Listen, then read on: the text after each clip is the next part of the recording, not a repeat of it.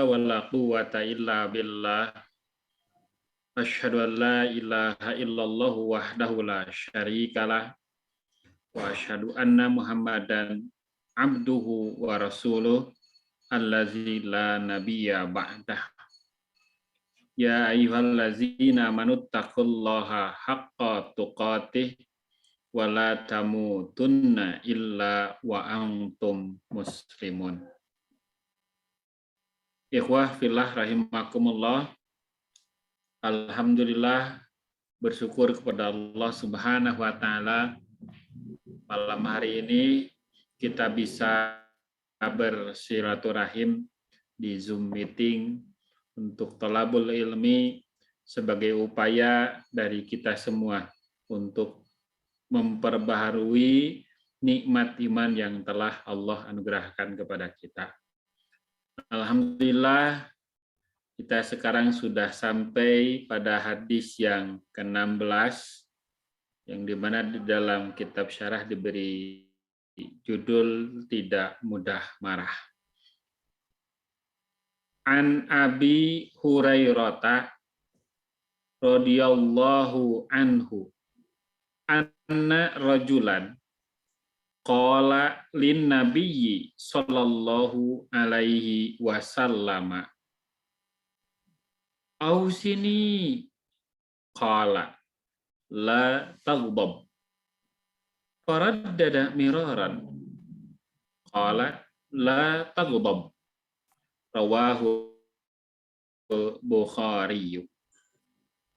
Dari sahabat Abu Hurairah radhiyallahu anhu yang menceritakan bahwasanya ada seorang laki-laki yang berkata kepada Nabi Shallallahu Alaihi Wasallam yang mengatakan, "Ausini, berilah aku wasiat."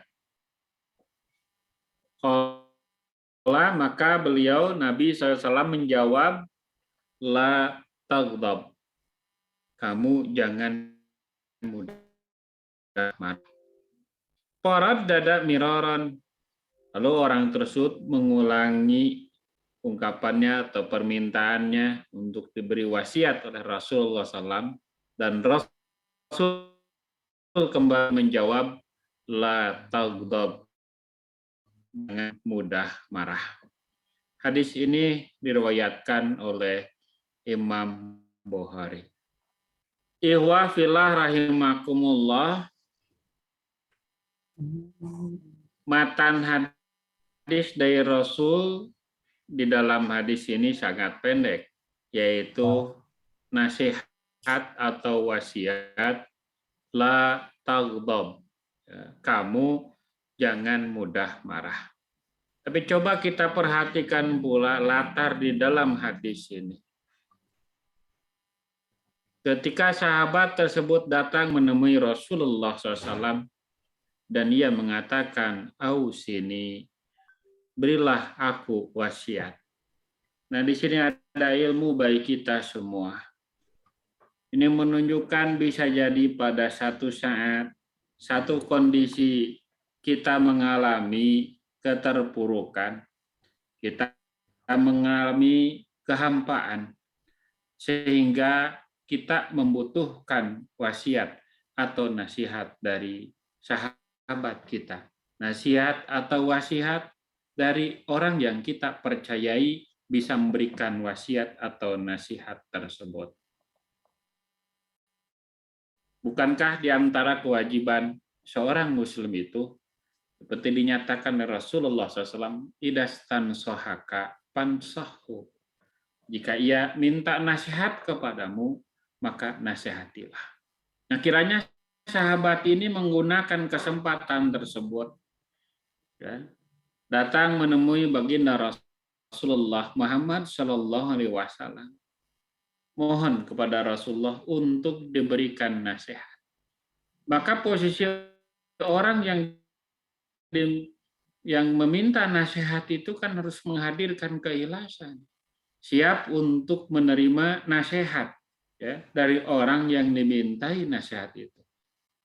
Karena bisa jadi nanti nasihat yang diberikan itu tidak sesuai dengan keinginannya, tidak sesuai dengan syahwatnya. Dan itu yang tergambar di dalam hadis ini seolah ada merasa nggak cukup ketika Rasulullah SAW mengatakan la taghdab, kamu jangan marah. Soalnya dia mengatakan kok cuma gitu doang ya, kasih nasihatnya, kasih wasiatnya, masa sih cuma gitu doang? Cuma ungkapan la taghdab, kamu jangan marah. Mungkin dia mengharapkan lebih dari itu, nasihat atau wasiat dari Rasulullah SAW.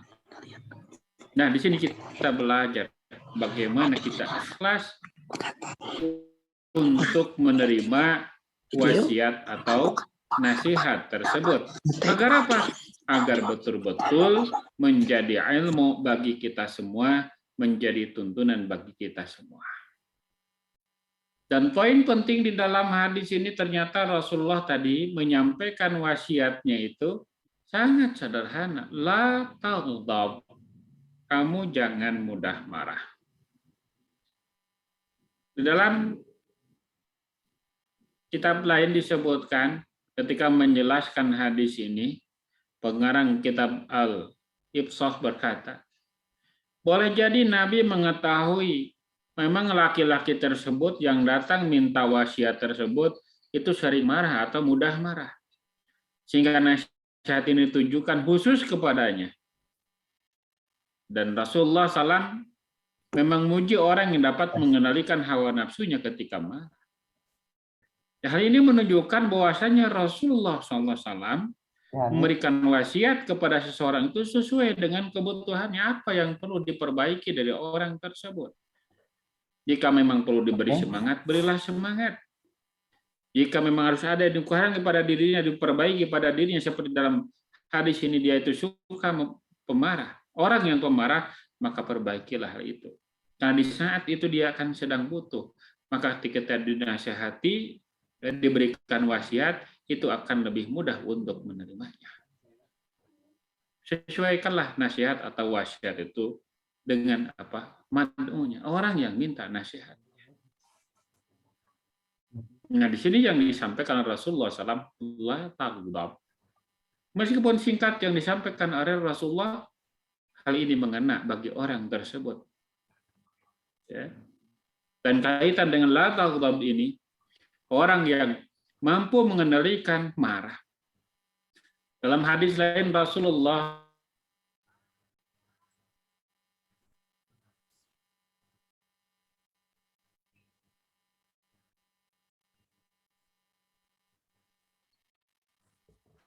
orang jagoan, orang yang hebat, itu orang yang dapat membanting lawannya dengan sekali pukulan. Tapi ya, orang yang hebat itu ialah orang yang mampu mengendalikan hawa nafsunya di waktu marah. Itulah yang dikatakan sebagai orang yang hebat, orang yang kuat. Ya. Maka di sini tadi Rasulullah SAW ya, kaitan dengan marah.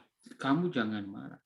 Karena orang yang hebat itu adalah orang yang mampu mengendalikan hawa nafsunya ketika dia sedang marah.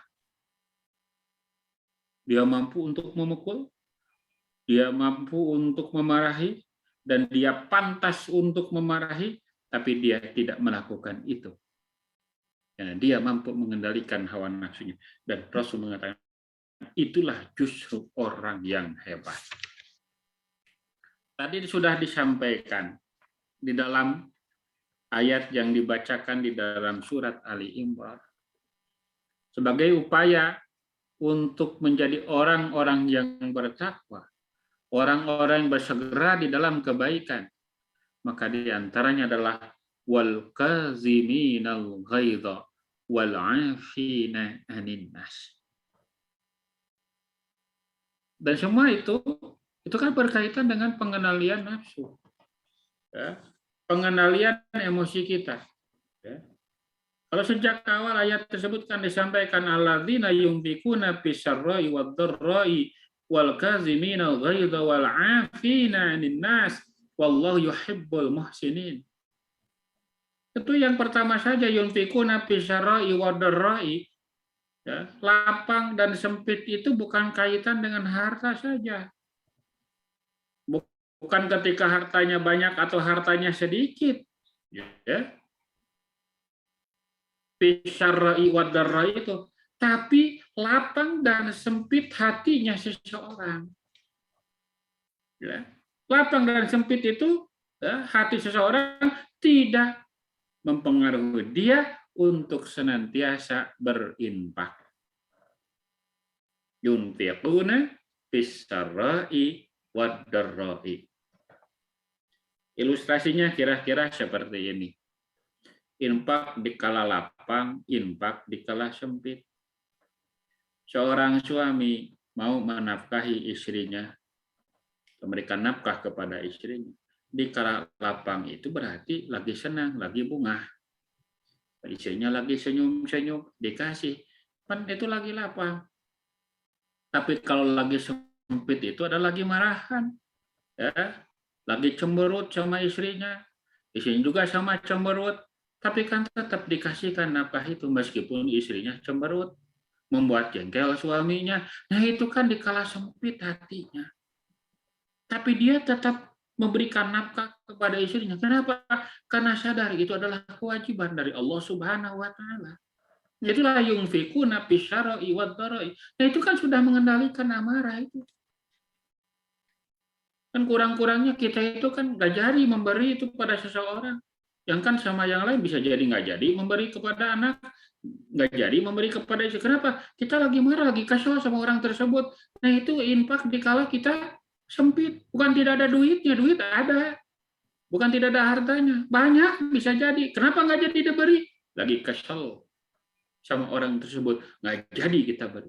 Nah, bagi orang beriman kan tidak demikian. Kalau memang sudah janji mau memberi, dan dia itu pantas untuk diberi, meskipun kondisi hati kita jengkel, kesal, tetap saja diberikan. Itulah infak di kala sempit.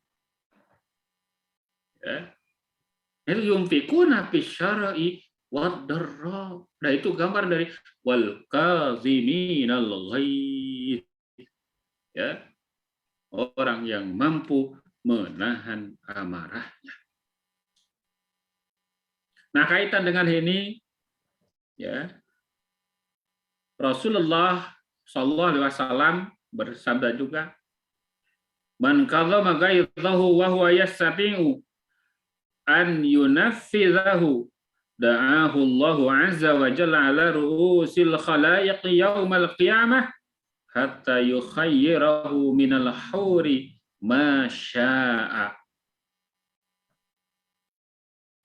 Baginda Rasulullah SAW bersabda, "Man kadzama ghaidhahu," barang siapa yang mampu menahan amarahnya, mengendalikan amarahnya, wa huwa yastati'u an yufannizahu, padahal dia sanggup atau memiliki peluang dan kesempatan untuk melampiaskannya dan pantas untuk melampiaskannya, tapi dia justru malah mengendalikan amarahnya, menahan amarahnya.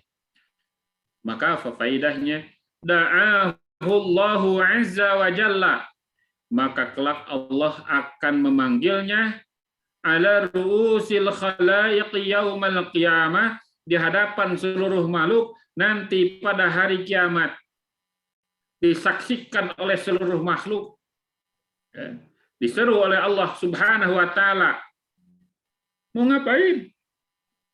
Ya, dipanggil oleh Allah di hadapan seluruh makhluk, hatta yukhayyirahu minal huri ma syaa, dia diberi hak untuk memilih mau bidadari mana yang disukainya. Ini adalah faidah bagi orang yang mampu mengendalikan amarahnya. Dibahagiakan oleh Allah Subhanahu wa taala, dipanggil di hadapan seluruh makhluk. Oh, silahkan, kamu memilih hurun 'ain yang mana? Silahkan. Bebas, terserah kamu. Sekarang kan kita mungkin ada malam penganugerahan apa, dipanggil. Nih, hadiahnya terserah mau apa. Wah, itu kan menjadi kebahagiaan, kebanggaan. Ya. Itulah penghormatan yang Allah berikan kepada orang-orang yang mampu mengendalikan amarah. Karena kalau seseorang itu tadi tidak mampu mengendalikan amarah, mudah untuk marah-marah, ya, pemarah dan marah-marah terus, ya. Jika yang tak pantas untuk dimarah pun dia malah marah. Ingat Rasulullah SAW mengatakan, Innal ghadaba minasyaitan. Sungguh marah itu adalah dari setan. Ya Pak, nggak boleh marah? Boleh, silakan marah. Marah pada tempatnya. Hadirkan kemarahan itu pada tempatnya. Ketika kita menyaksikan kemungkaran, menyaksikan kemaksiatan, harus hadir dalam diri itu ada sikap marah itu. Merasa nggak enak. Jangan dibiarkan kemaksiatan tersebut. Ya, seperti seorang ibu menyaksikan anaknya kok belum sholat, kan marah. Ya, itu. Jangan marah-marah, kan begitu. Ditempatkanlah marah itu pada tempatnya dan kendalikanlah marah tersebut. Ya, jangan sampai tergelincir, ya, menjadi orang yang pemarah, suka marah-marah, dikit-dikit marah, dikit-dikit marah, kan nggak enak, dan energi yang dikeluarkannya pun itu akan lebih besar dan akan diterima orang lain pun kan nggak enak juga, ya. Maka pantas Rasul mengatakan, Innal ghadaba minasyaitan. Ini ada kesaksian dari sahabat Rasulullah Sallallahu Alaihi Wasallam, seperti sahabat Anas bin Malik, ya, seperti sahabat Abdullah bin Umar, terutama kesaksian dari sahabat Anas bin Malik, ya, yang mana dia itu menyertai baginda Rasulullah SAW mungkin sejak usia 7 tahun, ya, mendamping baginda Rasulullah SAW, melayani Rasulullah SAW. Dan bagaimana pengakuan dari sahabat Anas ini, ya, selama 10 tahun ia menyertai baginda Rasulullah SAW, mendampingi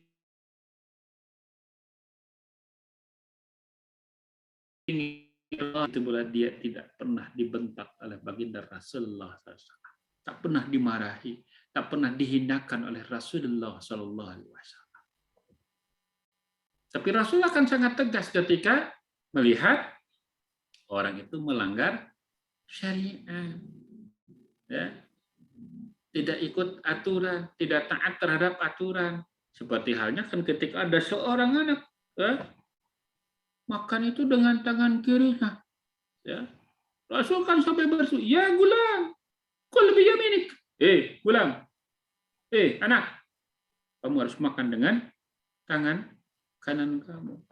Ini seolah kan nadanya agak tinggi. Nah, ini marah pada tempatnya, menyaksikan itu seorang anak makan dengan tangan kiri, diingatkan oleh Rasulullah SAW.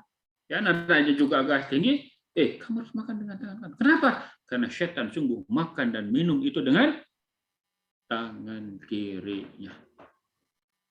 Ya. Rasul pernah marah. Ya. Marah pada tempatnya. Kapan? Ini ada pengakuan sahabat juga. Ketika pulang dari perang Hunain, kalau tidak salah, ya, perang Hunain itu kan terjadi kalau tidak salah setelah Futuh Mekah.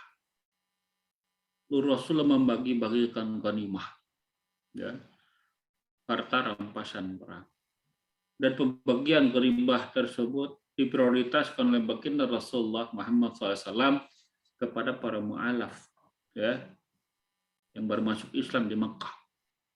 Ya, para petinggi-petingginya itu setidaknya dapat 100 ekor unta. Nah, menyaksikan hal seperti itu, ini sahabat-sahabat yang datang dari Madinah banyak yang komentar desas-desus tuh. Nah, kalau sudah ketemu dengan saudaranya dari Mekah sekarang, tuh coba lihat itu ghanimah dibagikan kepada saudara-saudaranya dari Mekah. Kita dapat apa nih? Kan kita yang berjuang membela Rasulullah SAW. Mereka makan baru sekarang masuk Islam.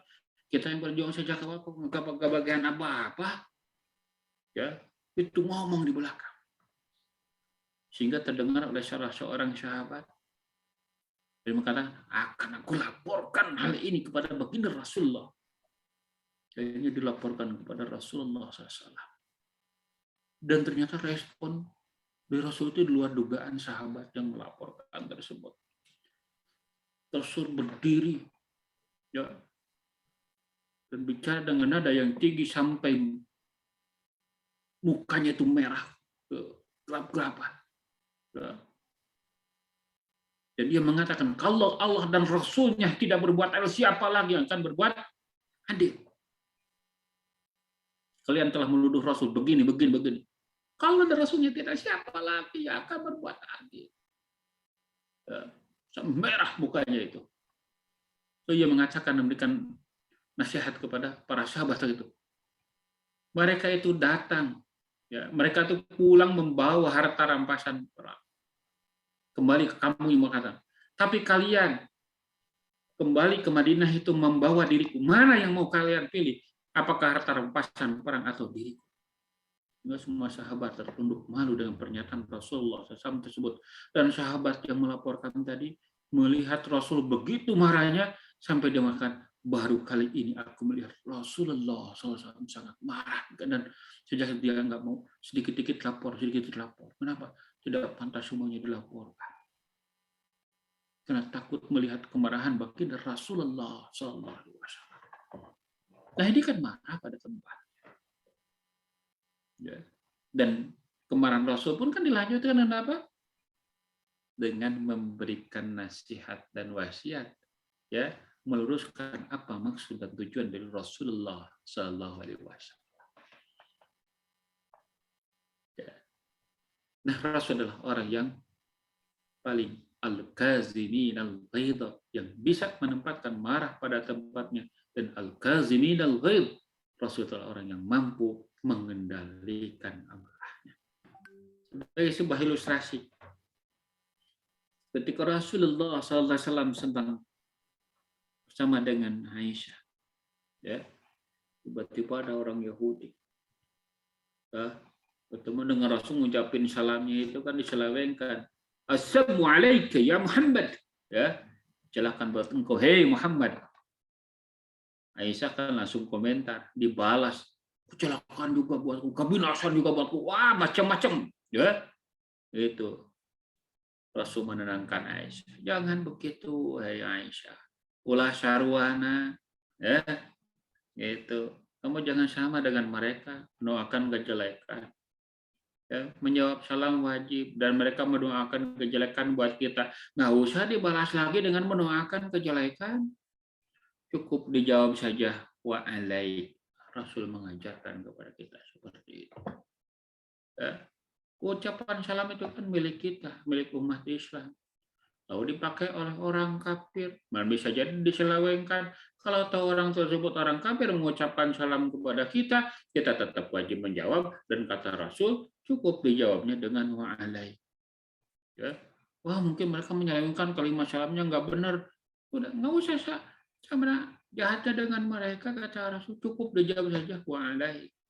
Kita menunaikan kewajiban untuk menjawab salam, maka cukup dengan ketika cukup menjawab dengan wa alaik. Jika mereka mendoakan kebaikan, kebaikannya kembali kepada mereka. Ketika mereka mendoakan keburukan, sama keburukan pun itu akan kembali kepada mereka. Ya, nggak usah berlebihan kita itu melawan. Nah, ini diantar bagaimana kita itu bisa mengendalikan marah. Itu adalah bagian dari apa? Dari upaya kita untuk meraih jannah dan maghfirah dari Allah Subhanahu wa Ta'ala. Pernah ada dua orang yang lagi bertengkar. Lagi bertengkar kan marah-marahan itu. Suaranya sama, saling tinggi suaranya itu. Saling menghina, bisa jadi satu sama lain. Kata Rasul, sekiranya orang itu memberi isti'adzah, ya, mohon perlindungan kepada Allah Subhanahu wa Ta'ala, ya, pasti akan hilanglah rasa marah. Pada hal ini dikatakan innal isti'azata billahi minasyaitonir rajim tadhhabul ghadab. Sungguh mengucapkan ta'awuz, a'udzubillahi minasyaitonir rajim, itu dapat menghilangkan rasa marah.